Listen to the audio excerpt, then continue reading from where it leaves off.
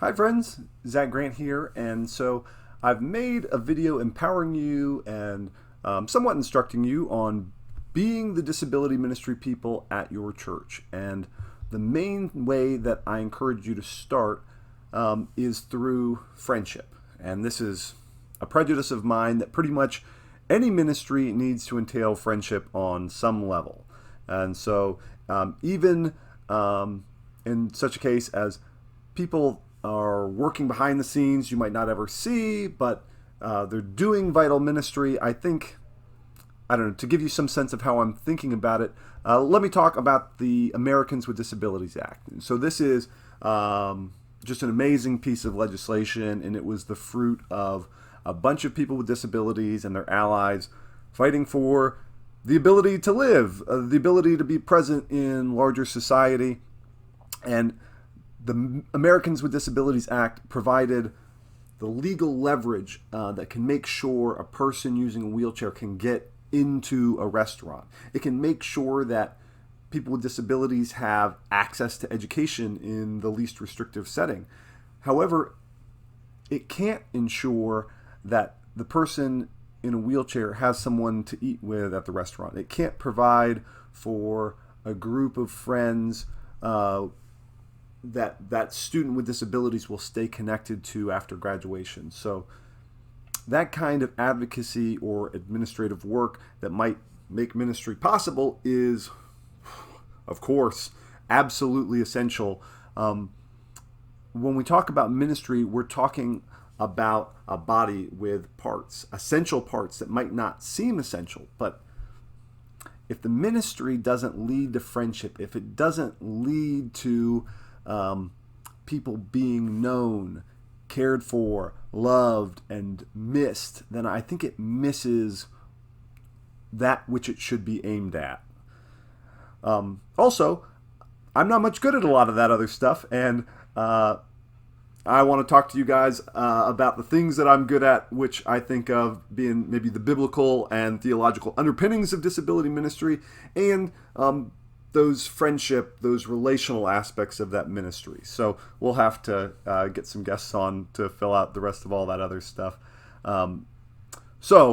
If friendship is ministry, and last week I qualified that saying that's especially true if we talk about good friendships, then what's the stuff that makes good friendships? Every future video that we do could probably fall into that topic, so this probably isn't the good friendship video, but probably a good friendship video. But I think there are a couple of things to get us started, to help us on today when we might be making a call to a friend with disabilities. Communication, I think, is the first thing.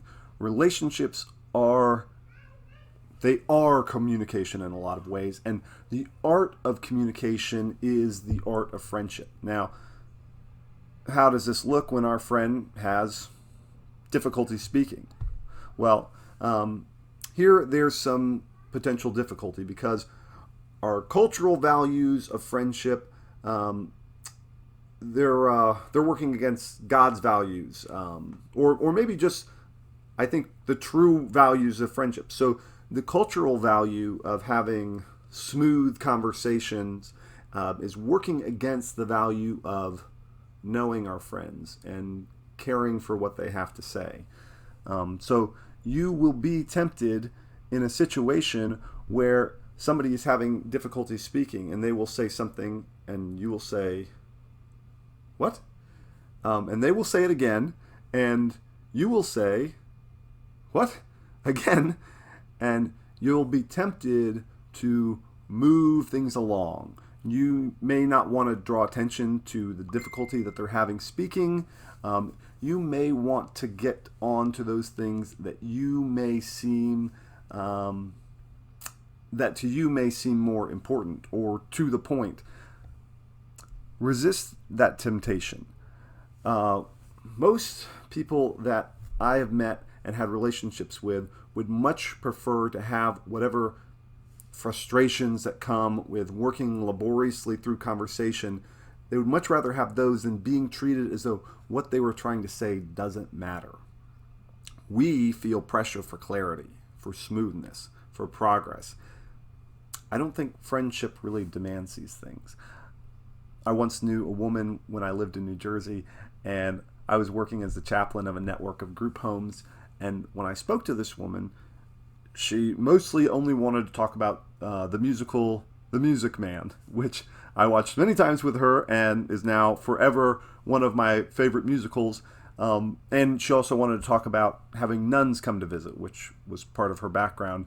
And we would go over the same things. And she was so gifted at turning any conversation to that topic. And I wanted to make progress. But I remember my counseling supervisor challenged that and was like, she's telling you about herself. That's pretty important. After we know each other for a long time, no matter who you are, our stories can get a little stale. We are, all of us, over long enough time, geared towards repetition. Communication isn't reliant on novelty. It's definitely reliant on presence and care. Ask your friends to tell you again. Take some time to listen, even if you know what's coming. It will require you to be comfortable with uncomfortable conversations that don't follow smoothly from one point to another. And I think that this is a really hard thing for anyone to do, and it's going to serve you well in all parts of your life. So let's get even more basic. When people ask me about what I do and the people that I work alongside, they often stumble over the question. Society has made some of the ways that we talk about people with disabilities into pretty ugly things. Often words that start as sanitary, clinical descriptions get co-opted into insults. And so, of course, we don't use words like the R word. And once upon a time, really not so distant, the ARC was the ARC, and it stood for Association for Retarded Citizens, and they changed their name. We could talk about definitions or freedoms of speech, or we could talk about linguistics, but our topic here is friendship, and the bottom line is that you don't use words that will insult your neighbors or even be perceived as an insult to them. So how do we talk about disability when we're talking to our friends with disabilities? What do we say about disability? I think as little as we have to. This might be strange advice from a person who in some ways seems to talk about disability constantly, but I think it's true.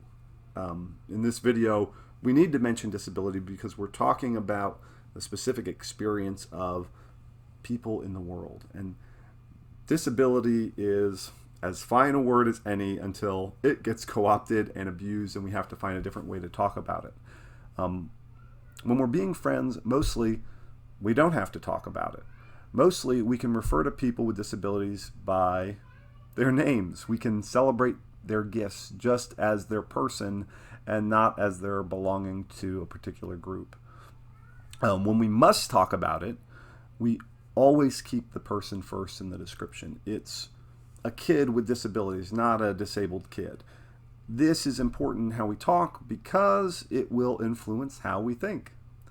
Most importantly, if you have a question about how to talk to someone, you need to ask them. There are exceptions to any rule that I give you, and if you want to be friends with someone, you need to get good at asking them questions and listening to the answers.